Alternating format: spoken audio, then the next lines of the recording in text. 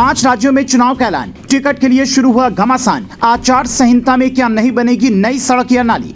कांग्रेस से ज्यादा परेशान हुए केसीआर। छत्तीसगढ़ मिजोरम में महिलाएं करेंगी तय कौन बनेगा प्रदेश का मुख्यमंत्री। नोट कर लीजिए तारीख, दीपावली के 5 दिन बाद एमपी में होगी वोटिंग। छत्तीसगढ़ छोटा पर 2 चरणों में होने वाले हैं चुनाव। 5 राज्यों में चुनावी तारीख का ऐलान हो गया है। मुख्य चुनाव आयुक्त राजीव कुमार के प्रेस कॉन्फ्रेंस करते ही इन सभी राज्यों में आचार संहिता लागू हो गई। ऐसे में सवाल ये है कि क्या आपके इलाके की सड़कें जो बन रही हैं या नई बननी है वो बन पाएंगी? आपके बर्थ सर्टिफिकेट से लेकर आधार कार्ड और तमाम काम हो पाएंगे? आर्मी रैली में जाना है तो क्या नया कैरेक्टर सर्टिफिकेट बन पाएगा या सब कुछ आचार संहिता में रुक जाएगा? ये सब आपको बताते हैं, लेकिन उससे पहले सुनिए कहां कब वोटिंग होगी। और छत्तीसगढ़ छोटा राज्य है, फिर भी 2 फेज में वहां पर वोटिंग की होगी। 40 सीटों वाले मिजोरम में 7 नवंबर को वोटिंग होगी। पिछले चुनाव में वहां पर बीजेपी सिर्फ 1 सीट जीत पाई थी। 230 सीटों वाले मध्य प्रदेश में 17 नवंबर और 200 सीट वाले राजस्थान में 30 नवंबर को मतदान होगा। 119 सीटों वाले तेलंगाना में 30 नवंबर को वोटिंग होगी और सब जगह के नतीजे 3 दिसंबर को आएंगे। हालांकि कईयों के मन में यह सवाल है कि जब इतने बड़े बड़े राज्यों में एक चरण में चुनाव हो रहे हैं तो फिर छत्तीसगढ़ में 2 चरणों में क्यों? 90 सीटों वाले छत्तीसगढ़ में 7 और 17 नवंबर को वोटिंग होगी। तो इसका जवाब हो सकता है छत्तीसगढ़ का नक्सलवाद होना। संवेदनशील इलाकों में ज्यादा फोर्स की जरूरत होती है, शायद इसलिए 2 चरणों में यहां पर चुनाव रखा गया है। 2018 में भी वहां पर 2 चरणों में वोटिंग हुई थी। अभी से ही जेपी नड्डा दावा करने लगे हैं कि मोदी के नेतृत्व में हम इन चुनावों में जीत हासिल करेंगे, जबकि ओवैसी का कहना है कि हमारे उम्मीदवार जहां से भी लड़ेंगे जीत मिलेगी। मानो जीत का कोई फॉर्मूला उनके हाथ लग गया हो। कौन जीतेगा कौन हारेगा ये जनता को तय करना है और आज से ठीक 55 दिन बाद सबको पता चल जाएगा। पर सवाल है कि क्या इस आचार संहिता में आपका काम रुक जाएगा?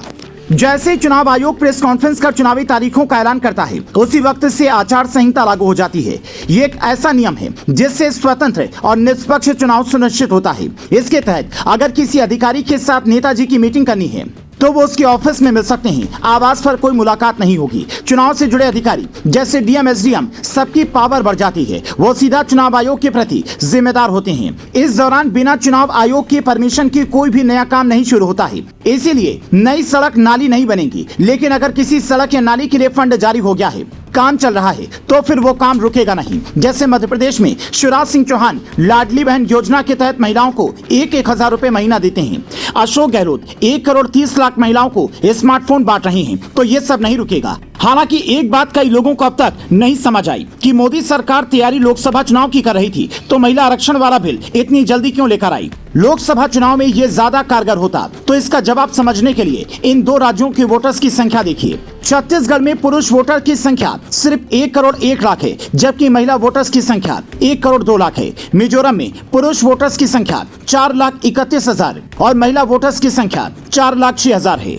मतलब इन दोनों राज्यों में महिला वोटर्स निर्णायक भूमिका में हैं। इनका वोट बैंक ये तय करेगा कि सरकार किसकी बनेगी। इन दोनों राज्यों में फिलहाल बीजेपी खुद को मजबूत करने में जुटी है। छत्तीसगढ़ में कांग्रेस की सरकार है, जबकि मिजोरम में मिजो नेशनल फ्रंट की सरकार है। इन दोनों राज्यों में बीते चुनाव में बीजेपी को सिर्फ 1 सीट मिली थी, इसीलिए इस बार फोकस सीट बढ़ाने पर होगा। हालांकि ये जनता को तय करना है कि किसे चुनना है और किसे नहीं। जनता के लिए चुनाव आचार संहिता का मतलब सिर्फ इतना होता है कि आपके इलाके के विकास कार्य थोड़े प्रभावित होते हैं। आपका आधार कार्ड, कैरेक्टर सर्टिफिकेट और बर्थ सर्टिफिकेट वगैरह सब कुछ पहले की तरह ही बनेगा। अधिकारी चुनावी ड्यूटी में व्यस्त होंगे तो थोड़ा वक्त ज्यादा लग सकता है। वोट कीजिए, मनपसंद विधायक चुनिए और सरकार तय कीजिए। लोकतंत्र के महापर्व से खुद को दूर मत रखिए। कहीं भी चुनाव हो तो हिस्सा जरूर लें, क्योंकि ये कहना बहुत आसान है कि नेता काम नहीं करते, पर हम अपने इलाके के प्रति कितने जिम्मेदार हैं ये भी हमें समझना होगा।